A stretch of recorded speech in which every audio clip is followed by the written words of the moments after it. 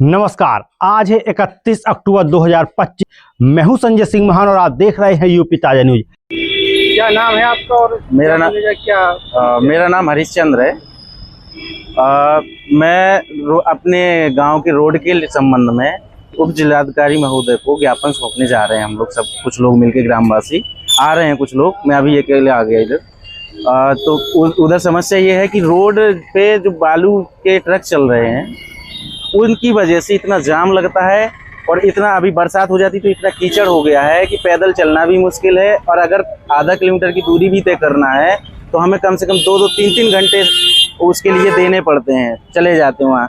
ऐसी हालत है, ना स्कूल के बच्चे आ पा रहे हैं, ना ही कोई अच्छी स्कूलों की वैन जा रही है वहाँ पे, ना ही कोई बुजुर्ग आदमी जो छोटा मोटा काम कर लेते थे घरों के, वो लोग घर से बाहर नहीं निकल पा रहे हैं कि बाइक लेके आ जाएं। वो गिर जाते हैं, आए दिन घटनाएं होती हैं। कोई बीमार हो जाए तो वो अस्पताल वक्त पे नहीं पहुंचा सकते हम लोग, ना एम्बुलेंस वहां पे पहुंच पाएगी, ऐसी स्थिति है।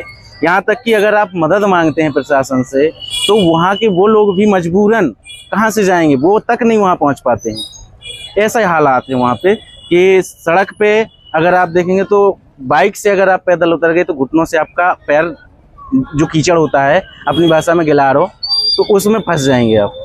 मतलब कुल मिलाकर के यातायात जो है आम जनमानस का, हमारे ग्रामवासियों का जो इस रोड पे पड़ते हैं, इतना प्रभावित है कि रात आना हम लोगों को ऐसा लगता है जैसे कि 500 किलोमीटर की यात्रा है। और अगर आना भी होता है तो हमको 15-20 किलोमीटर घूम के आना पड़ता है। या तो बिलरख से होते हुए आते हैं या कुर्रा से होते हुए आते हैं। जब बरसात नहीं होती तो कुर्रा से आ जाते हैं, बाकी वहाँ भी कच्चे मार्ग हैं। तो हमें समस्या यही है कि सब लोग हमारी हेल्प करें, हमें रास्ता दें वहाँ पे बनवा के, थोड़ा सा इतना तो दे दें कि बच्चे स्कूल जा सकें, बीमारों को टाइम से अस्पताल पहुँचाया जा सके और लोगों का भी जो जनजीवन प्रभावित है वो भी सही हो सके। कितने गांव है वहाँ पे? जी, लगभग 1 दर्जन गांव है। पहले सबसे पहले मलवा पड़ता है, मलवा के पहले ये राठ के किनारे लगी हुई बस्तियां हैं। इसके बाद बेहर पड़ता है, इटकौर पड़ता है, देवरा पड़ता है, बरेल है, फिर गुहानी पड़ता है इसी गांव पे, टोला रावत है, मोती कटरा है। ये सड़क तो गरोठा तक जाती है। तो गरोठा भी कोई छोटा मोटा नहीं है, बहुत यातायात चलता था, बहुत लोग आते थे। तो व्यापार भी प्रभावित हुआ है। हमारा व्यापार था तो हमारा व्यापार ठप हो गया है। हम जो कुछ भी फार्मिंग करते थे तो वो भी ठप है।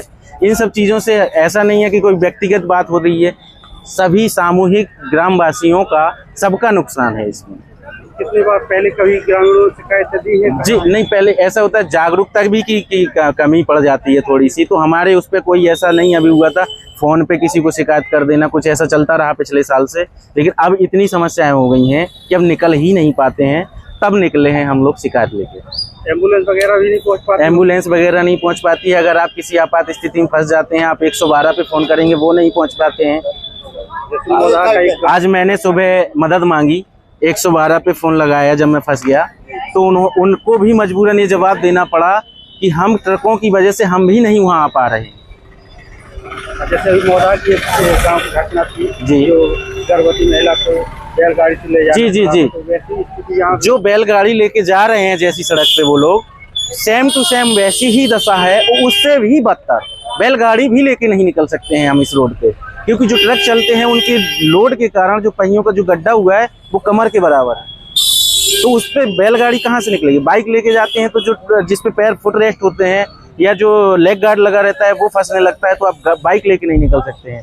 कार आपकी है तो कार नहीं निकलती है। तो गाँव बहुत ज़्यादा दुर्दशा है। जी, इतनी ज़्यादा दुर्दशा है कि अगर सब्जी भी अब आज को लेने आता है कोई, तो कम से कम 20 दिन की लेके जाता है कि भैया एक बार निकलना मुश्किल है।